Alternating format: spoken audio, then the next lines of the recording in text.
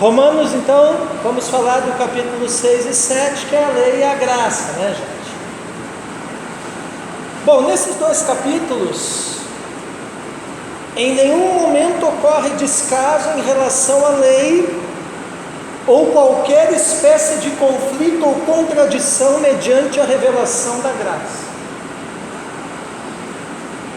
Então esse negócio que o pessoal fala hoje, que a lei anulou a graça, ou a graça anula a lei, ou elas estão em conflito, ou elas são contraditórias, isso aí em nenhum momento ninguém dos escritores da Bíblia falou essas coisas, tá? Isso aí só existe na cabeça dessa gente, é texto mal interpretado. Ao contrário, a lei foi dada para preparar o homem, seja judeu ou gentil, para relacionar-se corretamente com Deus por intermédio da sua graça.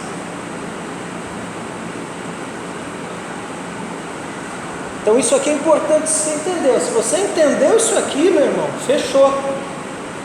Vou repetir. A lei foi dada para preparar o homem, seja judeu ou gentil, para relacionar-se corretamente com Deus por intermédio da sua graça. Amém? E qual é o propósito disso tudo, gente? A justificação do homem diante de Deus. Aonde Paulo vai fundamentar a sua posição na verdadeira interpretação da lei, né? Ora, ninguém melhor que um rabino para interpretar a lei, né? Romanos 6, 15 e 16, ele vai dizer assim, ó: e daí? Havemos de pecar porque não estamos debaixo da lei e sim da graça? De modo nenhum.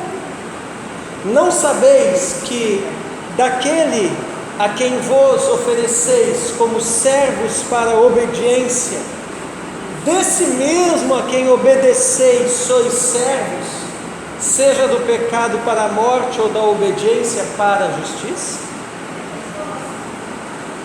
Então essa história assim, ó, que porque eu estou debaixo da graça, então eu posso ser condescendente com o meu pecado, porque afinal de contas Deus não vai levar isso em consideração, Deus perdoa mesmo, Deus já perdoou os pecados passados, presentes e futuros, então não preciso me preocupar com arrependimento, com essa coisa, porque aconteça o que acontecer, tudo já está automaticamente perdoado. Isso não é bem assim. E como é que Paulo desmonta esse argumento? De uma forma muito simples. Paulo diz assim: a quem você se oferece para servir, desse você é escravo. Se eu digo que estou debaixo da graça, mas continuo me oferecendo voluntariamente para servir ao pecado, eu continuo escravo do pecado.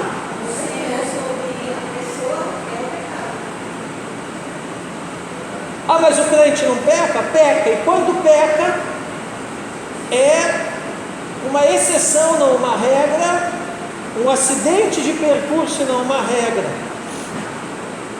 Não é um estilo de vida, não é um hábito.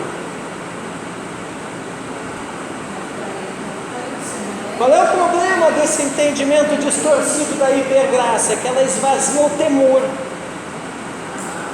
E ela esvazia o temor com o argumento de que temor é coisa da antiga aliança. Eles fazem essa dicotomia, né? Antiga aliança, nova aliança, Israel, igreja, lei, graça.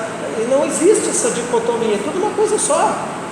É uma unidade harmônica.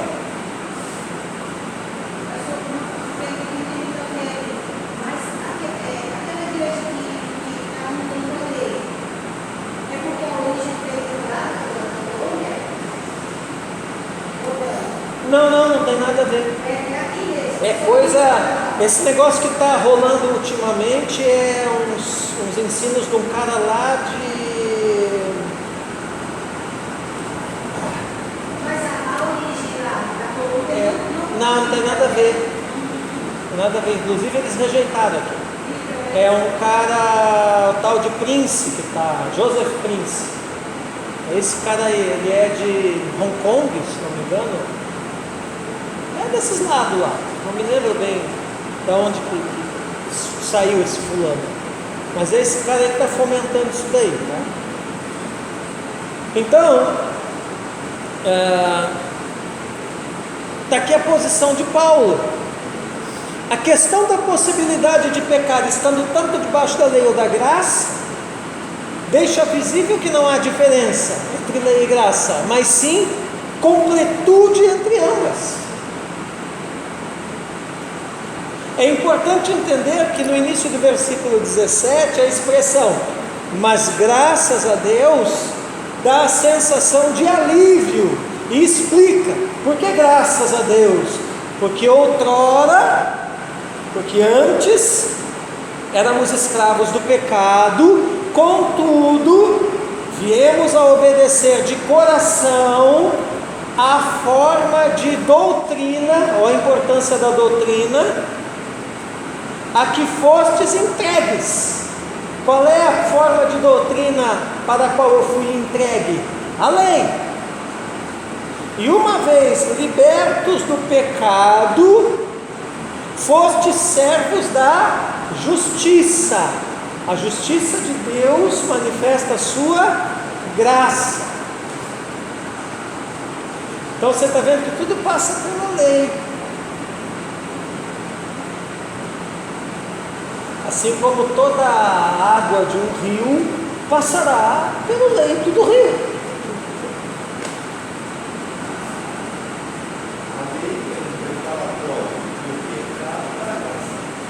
Sim, a lei é. Sim, é o arco, né?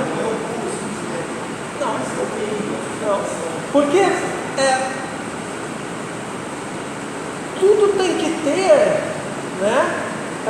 Isso até é uma coisa da física, são leis da física, né? Para o corpo ser posto em movimento, ele tem que ter o quê? Um impulso.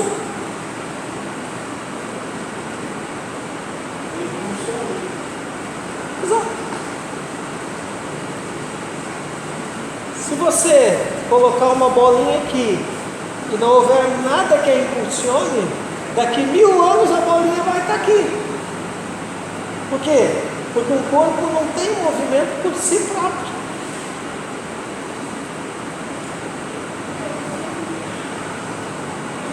Bom, então olha ali.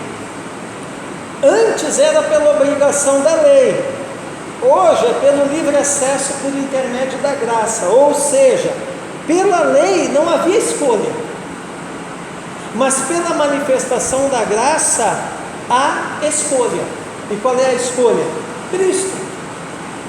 Romanos 6:23, porque o salário do pecado é a morte, mas o dom gratuito de Deus é a vida eterna em Cristo Jesus nosso Senhor. A antiga aliança, também chamada de Torá, que é a lei, né, não pode ser desprezada quanto à sua importância espiritual para aqueles que estão em Cristo. Então, do que nós estamos falando aqui? Justamente do desenho que eu botei ali. Paulo vai mostrar que há um diálogo entre lei e graça. Elas conversam, elas não são realidades separadas. E o problema é a gente entender essa conversa, esse diálogo. O capítulo em destaque para esse assunto é o 7 de Romanos. A explicação, olha onde é que Paulo vai. Ele vai lá na lei conjugal para explicar o diálogo entre a lei e a graça. Ele usa a lei conjugal como uma comparação para legitimar a importância da lei de Deus espiritualmente na vida da igreja. Olha o que ele diz. Ora, a mulher casada está ligada pela lei ao marido enquanto ele vive, mas se o mesmo morrer, desobrigada ficará da lei conjugal, de sorte que será considerada adúltera se, vivendo ainda o marido, unir-se com outro homem.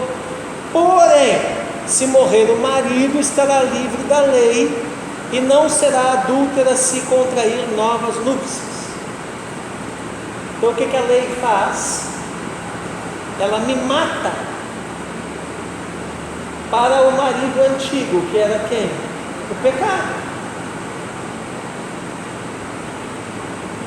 E aí, mediante a graça, eu vou ressuscitar para contrair uma aliança com o marido novo, que é Cristo. Isso. Mas aí, se continuar pecando mesmo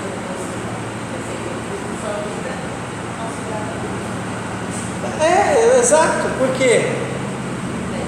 Porque aí eu estou debaixo de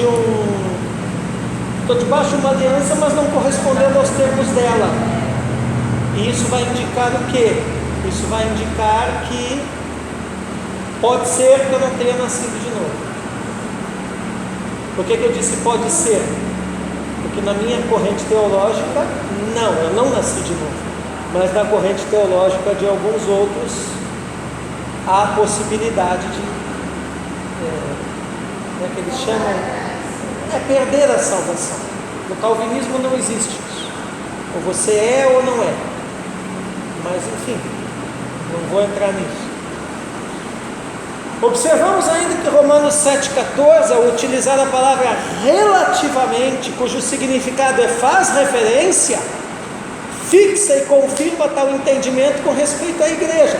Olha ali, assim, meus irmãos, também vós morrestes relativamente à lei por meio do corpo de Cristo. Eu morro em Cristo, para pertencertes a outro, a saber, aquele que ressuscitou dentre os mortos, para pertencer a Cristo então, a fim de que frutifiquemos para Deus. Qual é o grande lance aqui? Frutificar para Deus. Eu só frutifico para Deus se eu estou em aliança com Cristo. Eu só frutifico para Deus se eu pertenço a Cristo. Senão eu posso até querer fazer para Deus, mas sem Deus. A conclusão de Paulo com respeito à lei de Deus é esta: por conseguinte, a lei é santa, e o mandamento santo e justo e bom. Isso está no Novo Testamento. Como é que eu vou dizer para a igreja que a lei não presta?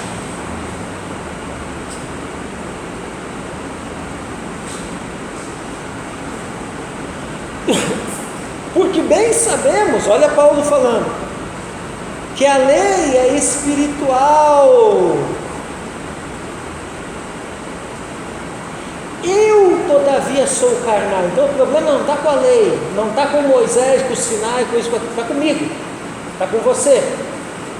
Nós somos carnais, vendidos à escravidão do pecado. Ora, se faço o que não prefiro, consinto com a lei que é boa. Então por que eu sou salvo pela graça? Para fazer o que eu não quero fazer, o que eu não prefiro fazer. O que eu não quero fazer? O que eu não prefiro fazer? Cumprir a lei. E por que eu não queria cumprir a lei antes? E agora salvo pela graça eu quero, porque agora a minha natureza mudou. Agora eu sou espiritual, tanto quanto a lei também é espiritual. Então espiritual com espiritual se complementam, se encaixam, se entendem. Antes não, a lei era espiritual, mas eu era carnal, então não havia compatibilidade. Portanto, o que o judeu messiânico fala está certo. Eu não sou salvo para fugir da lei, isentar da lei, mas para cumprir a lei. É uma questão de alinhamento de natureza. Se você até escrevia isso. É uma questão de alinhamento da minha natureza com a natureza da lei de Deus.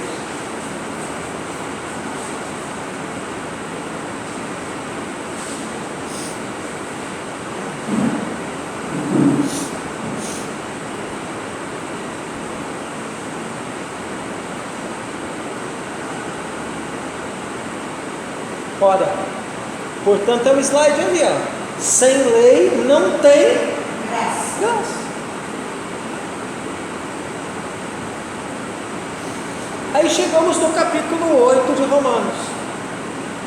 Aí Paulo vai falar da lei do Espírito. Até agora ele está falando da lei de Moisés.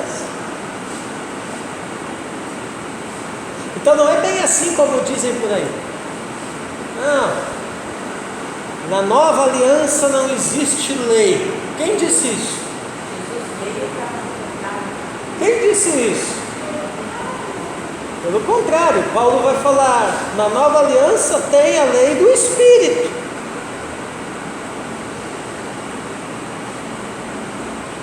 Vamos ver. A atuação da lei na vida do homem revela a sua natureza decaída e egocêntrica, necessitando de uma regeneração plena em todas as áreas de sua existência. O homem espiritual é livre, pois, primeiro, nenhuma condenação há. Romanos 8:1. Portanto, agora nenhuma condenação há para os que estão em Cristo Jesus. O homem espiritual é livre, pois foi liberto da lei do pecado e da morte. Romanos 8:2. Porque a lei do Espírito da vida em Cristo Jesus. Qual é a lei da nova aliança? A lei do Espírito da vida te livrou da lei do pecado e da morte. Então eu não saí de debaixo da lei na nova aliança. Eu só passei a experimentar a essência verdadeira da lei.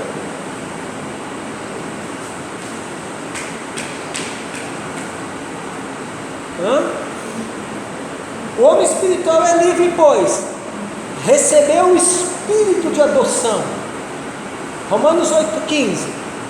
Porque não recebestes o espírito de escravidão para outra vez estardes com temor, mas recebestes o espírito de adoção pelo qual clamamos Abba, Pai. Na nova aliança você é filho e filha de Deus por adoção. Experimenta a liberdade da glória dos filhos de Deus, na qual a própria criação será redimida do cativeiro da corrupção. Romanos 8,21. Na esperança de que também a própria criação há de ser liberta do cativeiro da corrupção para a liberdade da glória dos filhos de Deus. Amém? E a carne? Bom, a carne revela a natureza humana. O que Paulo alega? Olha que é o contrário, né? Não é a carne que corrompe a lei. A lei não pode ser corrompida porque ela é de Deus. Deus é incorruptível. Deus é a palavra dele é a lei. Então a lei não se corrompe. Mas a lei de Deus foi enfermada pela carne. Amém? Romanos 8,3. Enfermada em que sentido? Distorcida. Porquanto que era impossível a lei, visto que se achava fraca pela carne. Esse fraca aqui é que o homem, no estado natural, pecador, não consegue cumpri-la. Deus, enviando o seu próprio Filho em semelhança da carne, do pecado, por causa do pecado, na carne, condenou o pecado.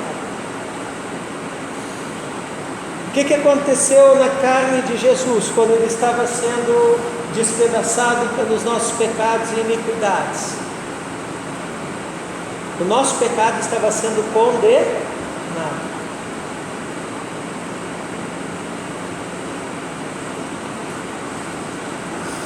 Na carne, Deus condenou o pecado. Não andamos segundo a carne. Romanos 8,4, olha ali. Para que a justa exigência da lei se cumprisse em nós, que não andamos segundo a carne, mas segundo o Espírito. Então, essa ilustração achei muito interessante. Você tem, para um lado, o viver carnal, e para o outro lado do mostrador ali, o viver espiritual.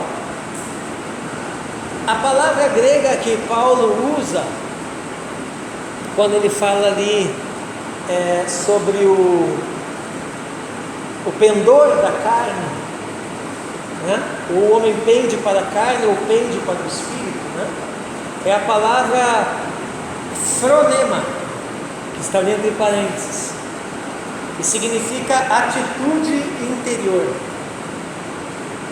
Então, conforme a atitude interior de cada um ao responder o chamado de Deus, ao responder a graça de Deus na sua vida, ele penderá ou para o espírito ou para a carne. Amém? A carne cogita das coisas da carne. Romanos 8,5, vamos ler. Pois os que são segundo a carne inclinam-se para as coisas da carne, mas os que são segundo o Espírito para as coisas do Espírito. A inclinação, que é o grego ali, o fronema, da carne, dá para a morte. Romanos 8,6, porque a inclinação da carne é morte, mas a inclinação do Espírito é vida e paz. A inclinação da carne é inimizade contra Deus, Romanos 8,7, porque a inclinação da carne é inimizade contra Deus, pois não é sujeita à lei de Deus, nem em verdade o pode ser. Você está vendo aqui que ele está falando de sujeição à lei de Deus? Ele está dizendo que não ser sujeito à lei de Deus é inclinação da carne.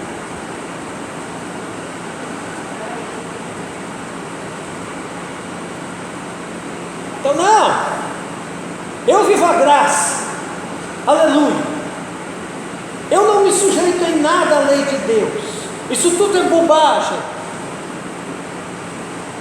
Paulo vai dizer, se você não sujeita a lei de Deus,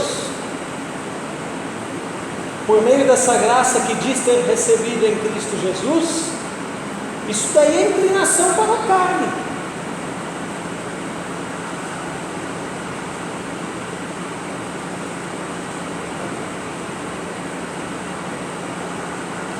E é por isso que esse pessoal que anda com essas ideias andam praticando tudo quanto é pecado por aí, anestesiando a sua própria consciência, que não dá nada não, porque Jesus é bonzinho e Ele perdoa. Está escrito, né? A pessoa que faz isso é inimigo, se coloca contra a amizade. Vocês estão vendo a armadilha que isso é? E é interessante que eles têm uma visão, eles têm todo um fundamento criado por eles, andando o que diz que Sim. é. Mas isso tudo vem de uma raiz que é a dicotomia. Se você botar ali, cortar o meio, botar a lei para um lado e a graça para o outro, você entra por esses caminhos aí. E não existe essa dicotomia, há uma completude de coisas. Oi?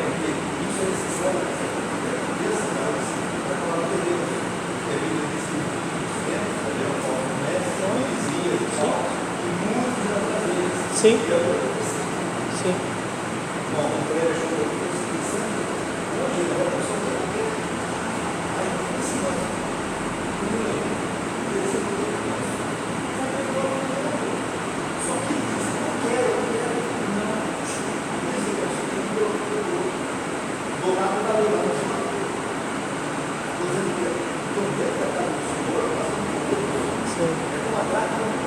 Sim, ou como o filho pródigo.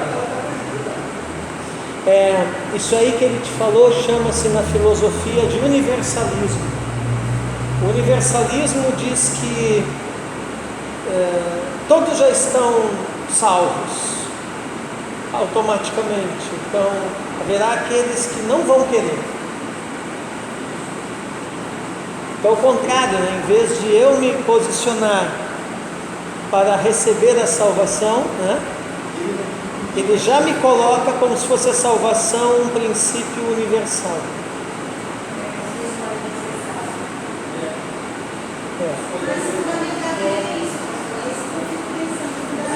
São correntes lá da filosofia, isso aí, entendeu? É que nem o antinomismo. Não há regras. Aquele livro de ética que eu mandei para vocês lá no grupo, né? O antinomismo é a ausência de regras, quer dizer, é aquele papo, o jeito como a Cristina interpreta a Bíblia não é o meu. O que eu estou dizendo em outras palavras? Não há regra para a interpretação da Bíblia, enquanto que a própria Bíblia mostra que há.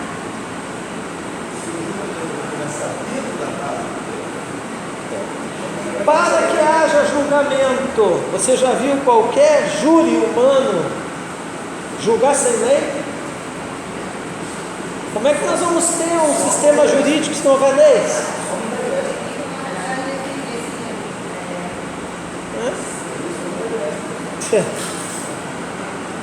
Bom, vamos adiante. Aí ele vai falar da vida do Espírito no homem, amém? Estão ligados aí? Aleluia. Dá uns glória em volta e meia para mim saber que estão ligados. Vamos lá. Se bem que está passando rápido, né? Daqui a pouco vocês vão para casa. A vida do Espírito no homem. O Espírito de Deus habita em vós, Paulo vai mostrar. Romanos 8:9. Vamos lá. Vós, porém, não estáis na carne, mas no Espírito, se é que o Espírito de Deus habita em vós. Mas se alguém não tem o Espírito de Cristo, esse tal não é dele. O que mais que ele vai mostrar aqui? Que os que são guiados pelo Espírito de Deus são filhos de Deus. Romanos 8,14. Pois todos os que são guiados pelo Espírito de Deus, esses são filhos de Deus. Qual é o princípio aqui? Filho é aquele que é guiado pelo Pai.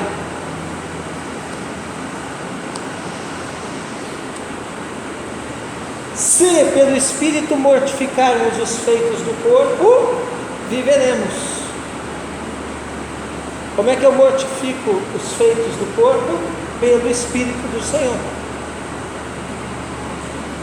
Romanos 8,13. Então, se eu não tivesse mais que me preocupar com o pecado e que me preocupar em arrepender, por que ele fala que eu tenho que mortificar os feitos do corpo? Como é que eu mortifico os feitos do corpo se não for pelo arrependimento das obras mortas? Me explica. Tem que ter uma mágica então.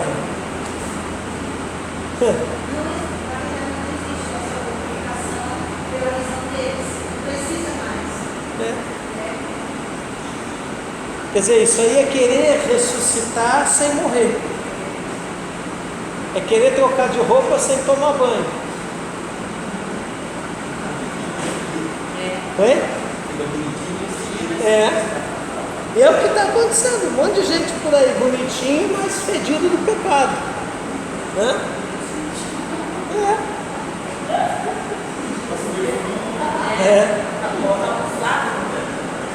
O Espírito Santo intercede por nós.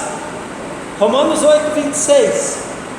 Do mesmo modo também o Espírito nos ajuda na fraqueza, porque não sabemos o que havemos de pedir como convém, mas o Espírito mesmo intercede por nós com gemidos inexprimíveis. Isso não quer dizer que você não vai ter fraqueza, ele está dizendo que vai, mas é o Espírito quem vai ajudar. Glória a Deus.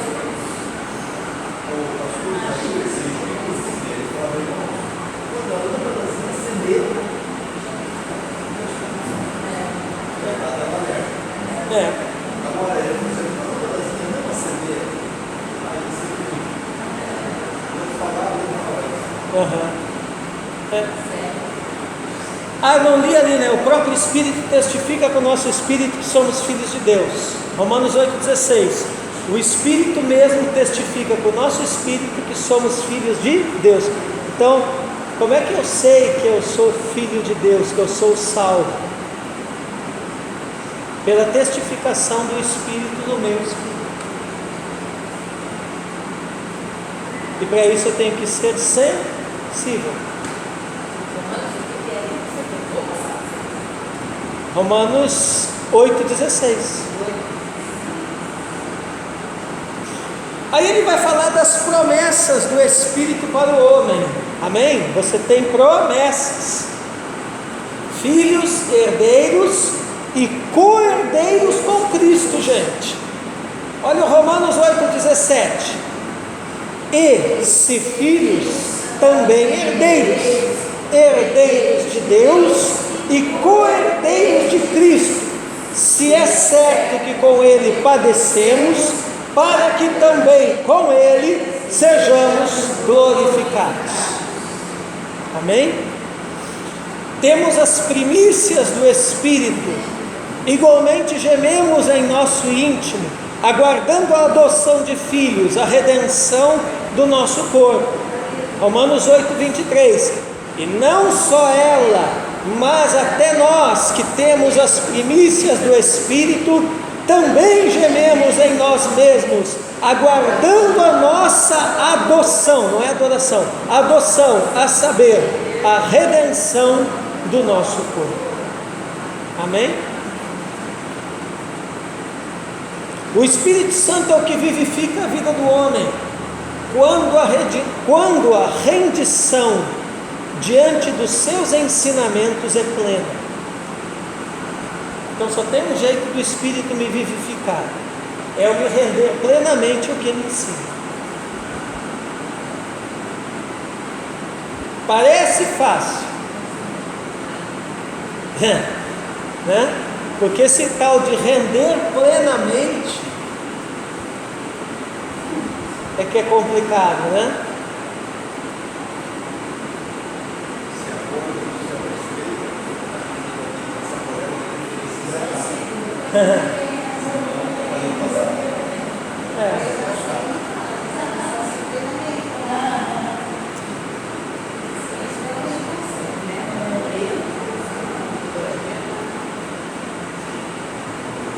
Eu estou assistindo na Netflix aquela série da história da vida da Rainha Elizabeth II. The Crown, né? A coroa. E é muito interessante porque eu estou numa parte ali que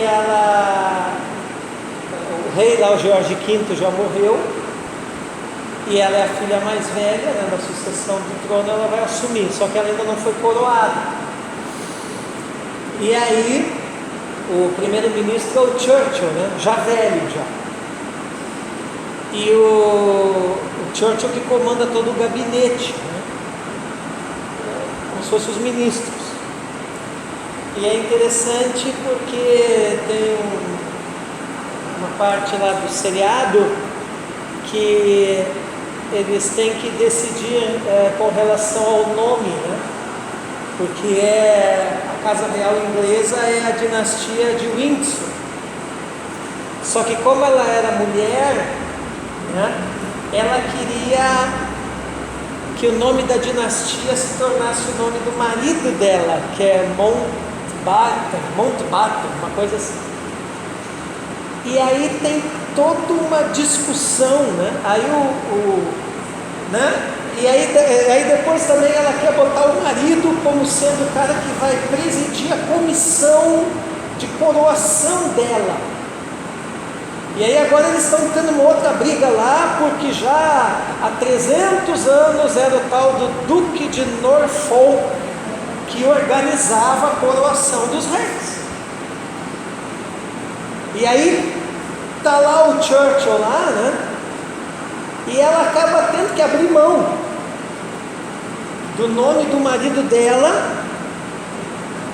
para manter o nome Windsor, né?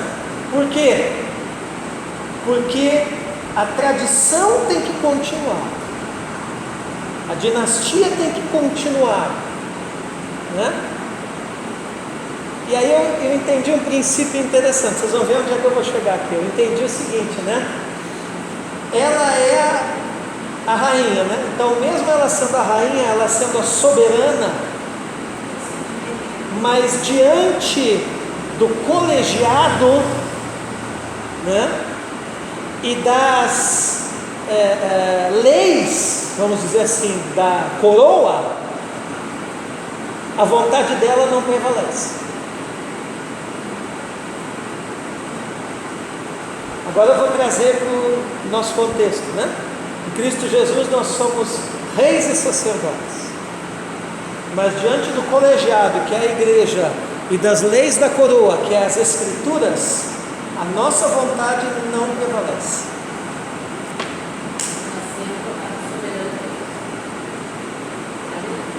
E isso aí é interessante, porque aí eles se baseiam num princípio que é o princípio da monarquia, né? Porque a monarquia, ela é um sistema político, né? Mas que ela é baseada no conceito, né? Que os reis, eles não são escolhidos pelo homem, mas por Deus.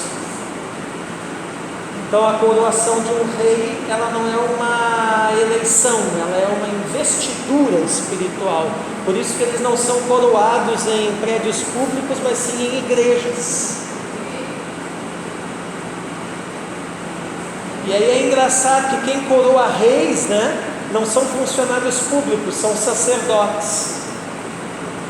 Porque aí a monarquia tem um outro princípio, onde ela entende, né, que como ela é de origem divina, ela tem que vir a partir da igreja.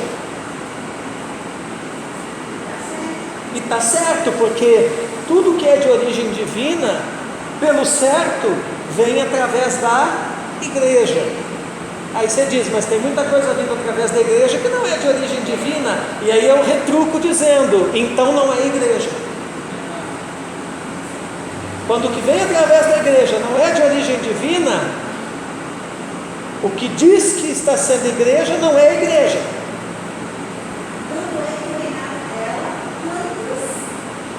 Sim, e aí sim, sim, é estável.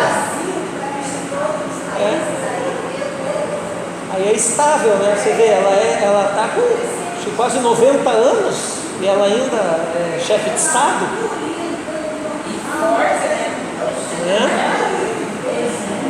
Você vê a história, ela... se bobear, o Charles morre lá e a velhinha fica viva ainda. Entendeu? Né? No seriado lá, o Charles é desse tamanho, você é criança.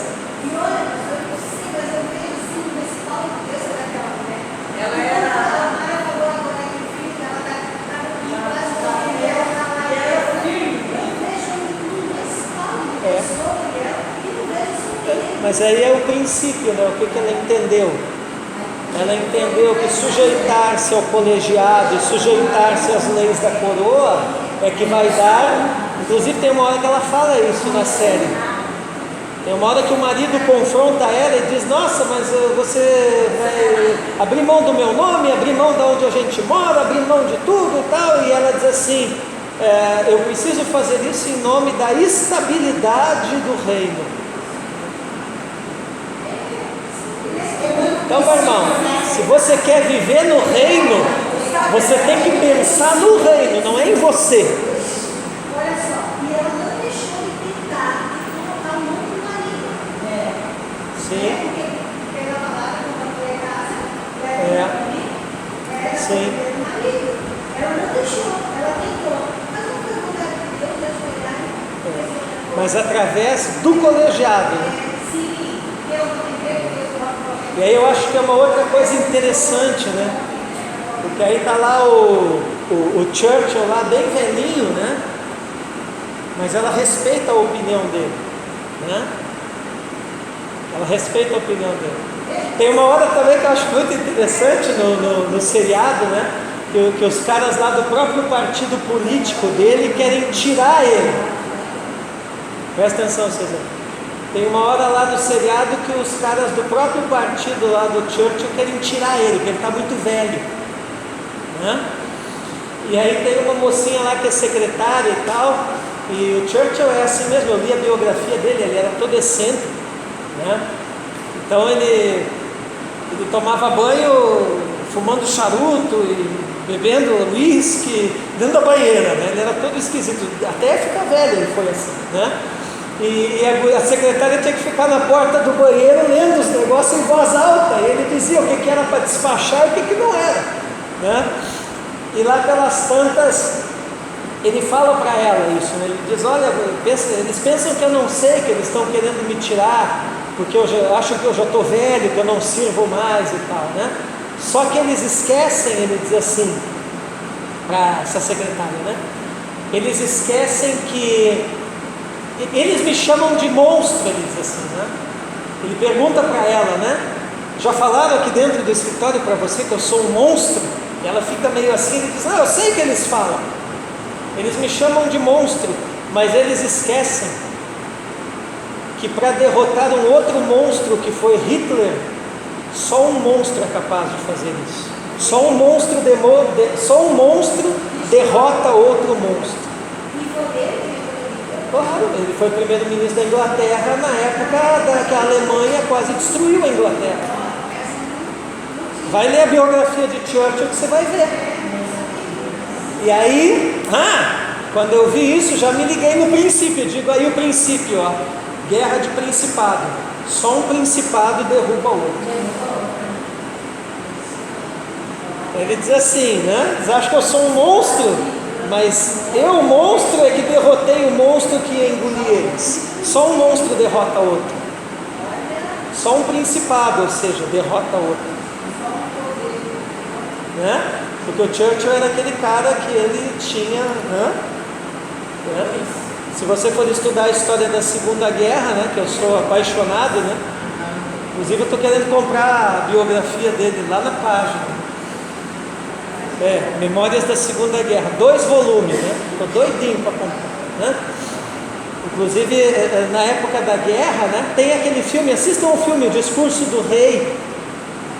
Esse rei Jorge V, ele era meio gago e ele tinha vergonha de falar, ele era um cara todo esquisito, entendeu? E foi a época da Segunda Guerra, e aí a Alemanha tinha Hitler, que era praticamente o melhor orador que o mundo tinha conhecido.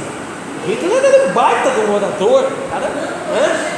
E aí a Inglaterra como rei, que o cara tinha vergonha de falar, né? E esse filme Discurso do Rei é a história de um cara que é contratado pela coroa para treinar o rei, para ele ficar desinibido e poder fazer os discursos no rádio. E como o rei tinha essa dificuldade, quem fazia os discursos que motivava a nação no rádio era Churchill. Ele faz aquele célebre discurso, né? Lutaremos no ar, lutaremos no mar, lutaremos nas montanhas, lutaremos nas nossas praias, né?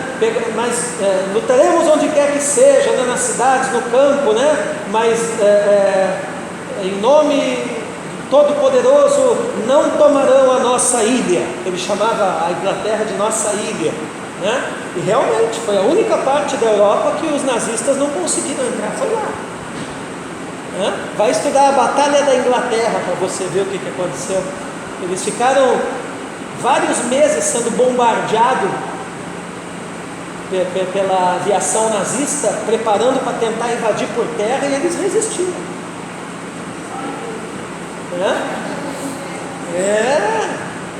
E foi o Ministério de Mestre, viu? Foi o Ministério de Mestre. Aí tem um outro filme que conta essa história, que é o cara que tinha um chamado na área de ensino, e o cara inventou o radar. E o pessoal, não, isso daí é bobagem, isso daí nunca vai funcionar. E o cara ele criou um protótipo, e eles instalaram radares em toda a costa da Inglaterra, e por causa do radar lá do cara que eles conseguiam ver o inimigo atravessando o Canal da Mancha e dava tempo de acionar os caças para fazer a interceptação antes de chegar. O cara do ensino lá, o professor lá, que ninguém dava nada pelo professor, foi o cara que salvou todo mundo. Entendeu? Acho que eu daqui a alguns anos isso vai ser um enciclopédia. Oi? Eu fico pensando nos netos dela, tudo não vai ensinar. Vou ensinar todas essas loucuras para eles. Que aí é legal, a história é legal, porque você viaja na história, né? Eu viajo. Então volta aqui, gente. Volta aqui que está quase na hora de mais um cafezinho para nós encerrar. Mas vocês estão vendo como a história é carregada de princípios espirituais? É só você ler as entrelinhas.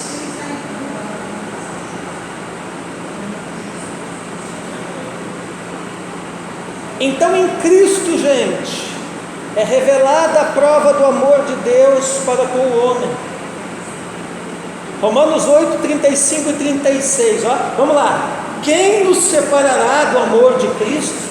Será tribulação, angústia, ou perseguição, ou fome, ou nudez, ou perigo, ou espada, como está escrito: por amor de ti somos entregues à morte o dia todo, fomos considerados como ovelhas para o matadouro. Salmo 44, 22, é o que Paulo está citando.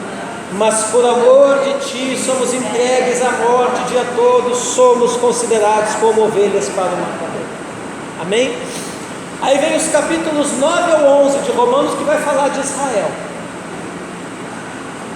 Israel não tem nada a ver com a igreja, 9, 10 e 11, mas Paulo pega 3 capítulos da principal epístola, da mais teológica de todos, para falar de Israel. Então eu vou usar 3 capítulos da minha obra-prima para falar de um troço que não tem nada a ver. Só louco, né? Em quase todos os capítulos anteriores de Romanos são feitas menções a respeito dos judeus, mas no meio da epístola Paulo dedica 3 capítulos abordando de forma específica Israel. A abordagem desse assunto se faz necessária com o propósito de fazer compreender e justificar a proclamação do Evangelho aos judeus.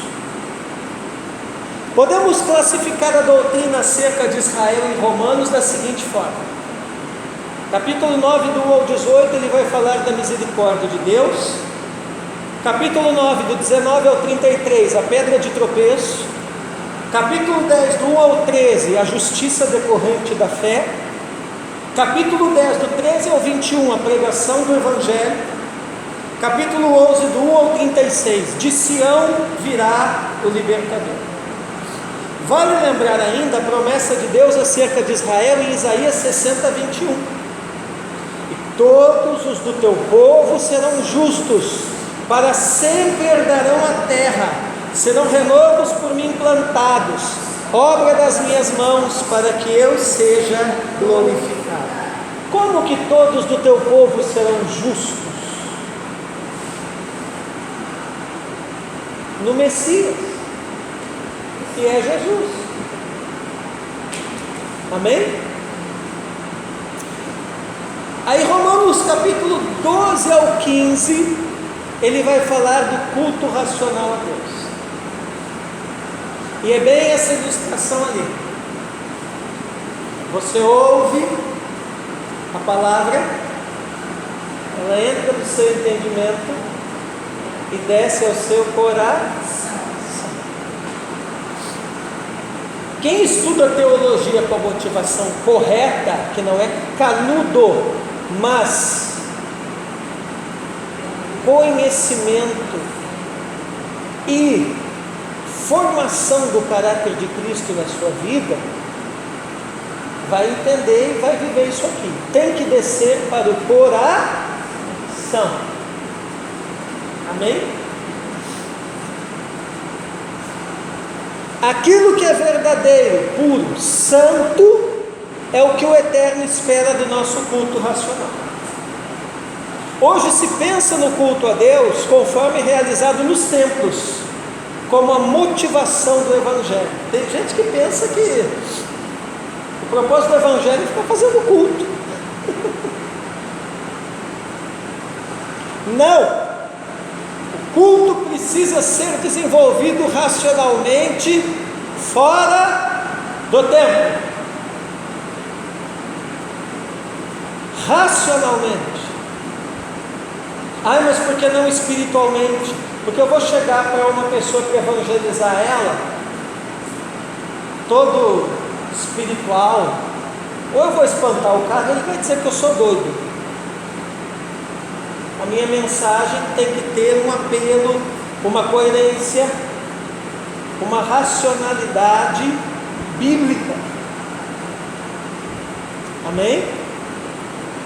Olha ali, a Bíblia de Estudo da Reforma diz que quando o Evangelho nos transforma, Deus nos chama para um serviço maior. Nós servimos ao Senhor de acordo com a capacidade que Ele nos dá. Cada membro do corpo de Cristo serve com o seu dom ou seus dons particulares. Então é conforme a medida da capacidade de cada um. A maior burrice que alguém pode fazer na igreja é querer nivelar todo mundo com a mesma regra. Eu já fiz essa bobagem.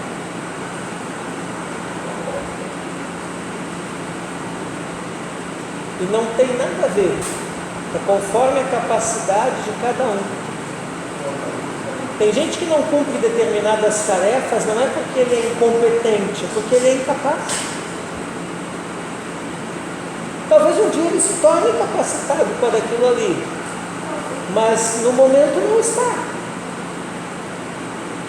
Ah, mas o outro faz, o outro é o outro. Se não fosse o outro, seria ele.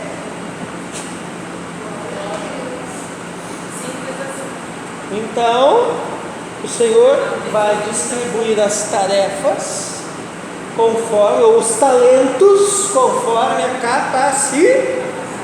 Vai olhar a parábola lá para você ver. Entendeu? Mas a gente não. Vai dar tudo a mesma coisa, mesma quantidade, a mesma responsabilidade, para todo mundo igual.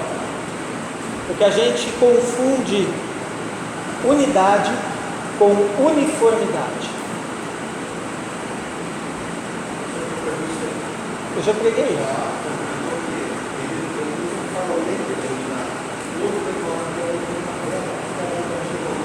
Isso! Aí, entendeu? Então cada um caminha com a luz que tem. Importante é caminhar.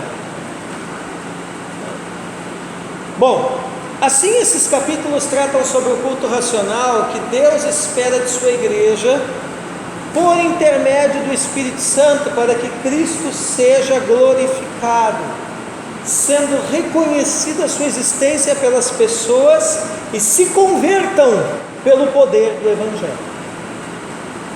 Os principais assuntos relacionados ao nosso culto racional para Deus são Romanos 12, 1 ao 21. Você viu essa gravura? Gostei, né? Metade o cérebro, metade o coração, né? Romanos 12, 1 ao 21. Nosso corpo deve ser apresentado como sacrifício vivo ao Senhor. Em Cristo somos um só corpo e membros uns dos outros. O amor cordial e fraterno, alegrar-se com os que choram e chorar com os que... Alegrar-se com os que se alegram, desculpe. E chorar com os que choram. Amém? Romanos 13, 1 ao 14. A sujeição às autoridades superiores, né? Então, quando eu me sujeito a uma autoridade superior, eu estou apresentando a Deus culto racional. Né? Motivo dos tributos, o amor uns aos outros, é tempo de despertar e a proximidade da nossa salvação. Aqui são tópicos do que está falando nessas passagens, nesses trechos, tá? Não se esqueçam que nosso estudo aqui de Romanos é panorâmico, não é exaustivo. Se fosse exaustivo... Romanos 14, 1 ao 23. O tratamento dispensado aos fracos na fé, a vida dedicada ao Senhor, nossa glorificação e pertencimento ao Senhor, tanto na vida como na morte, seguir a paz em busca da edificação mútua. Romanos 15, 1 ao 33, os fortes devem suportar as debilidades dos fracos, acolhimento mútuo como por Cristo fomos acolhidos, sermos cheios do gozo e da paz ao crermos no Deus da esperança. E aí chegamos no capítulo 16 de Romanos, onde Paulo vai falar dos seus cooperadores. Amém? Na conclusão de sua carta aos Romanos, Paulo menciona e dá testemunho de alguns importantes colaboradores da igreja e do seu ministério apostólico. Vejamos, ele vai falar da irmã Febe. Essa irmã aqui ele vai dizer como uma protetora da igreja. Também vai falar de Priscila e Áquila, como aqueles que arriscaram a própria vida. Ele vai citar um tal de Epeneto. O irmão Epeneto foi o primeiro convertido a Cristo na província da Ásia Menor. Todo esse pessoal virou colaborador de Paulo. Maria, dentre várias Marias, né? Mas uma irmã que se destacou pelo trabalho. Ele vai citar Andrônico e Júnias, seus parentes, não falem que grau, né? Mas seus parentes e companheiros de prisão. Ele vai citar o irmão Ampliato, que nome, hein? Um amigo chegado no Senhor. O irmão Urbano, que foi um grande cooperador em Cristo. O irmão Estaques, ele chama esse de irmão amado. Apeles, um obreiro aprovado em Cristo. Vai citar também os irmãos da casa de Aristóbulo, colaboradores não falam do que, né? Mas famílias, né? O irmão Herodião, que também ele cita como sendo seu parente, também não fala em que nível. Os irmãos da casa de Narciso, provavelmente são irmãos que recebiam igreja, células nas suas casas. Aqui é um trio de 3 irmãs que muito trabalharam no Senhor na igreja de Roma: a irmã Trifena, a irmã Trifose e a irmã Pérside. Jesus!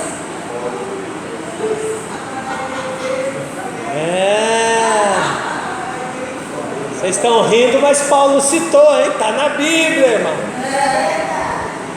O irmão Rufo e a sua mamãe, eleitos no Senhor e de grande apoio e conforto para Paulo. Provavelmente esse pessoal hospedava Paulo. Fazia aquelas sopinhas. Aquele colchãozinho gigante. Não, churrasco. O irmão Assíncrito, o irmão Flegonte, o irmão Hermes, o irmão Patrobas e o irmão Hermas. Cita, mas não fala do que, né? Colaboradores. O irmão Filólogo, a irmã Júlia, o irmão Nereu e a irmã Olimpas. Também seus colaboradores. Então, nesta longa lista, percebemos o selo do ministério apostólico de Paulo na vida dos seus discípulos. Paulo ainda vai alertar em Romanos sobre divisões, escândalos, distorções doutrinárias e vai exortar a igreja, especialmente esses que ele menciona, a se afastarem destas coisas. Então a orientação apostólica é: fuja dessas coisas. Amém? Indo para o fim de Romanos já, e aí eu vou liberar vocês. Fundamentado nos marcos doutrinários antigos, Paulo, apóstolo do Senhor Jesus Cristo, escreveu essa carta com o intuito de fundamentar a doutrina de Cristo para judeus e gentios, mediante a revelação do cumprimento das profecias do Antigo Testamento na pessoa e obra de Jesus. Desde sua composição, em torno de 57 depois de Cristo até hoje, passaram-se quase 2 milênios. Entretanto, as doutrinas nela contidas continuam vivas, exatas e transformadoras do caráter, motivando e incentivando o viver em Cristo Jesus. Romanos de ontem continua anunciando o Evangelho hoje, pois suas raízes continuam crescendo a cada dia na vida da igreja, preparando-a para a volta do Messias, Jesus Cristo, nosso Senhor. Amém?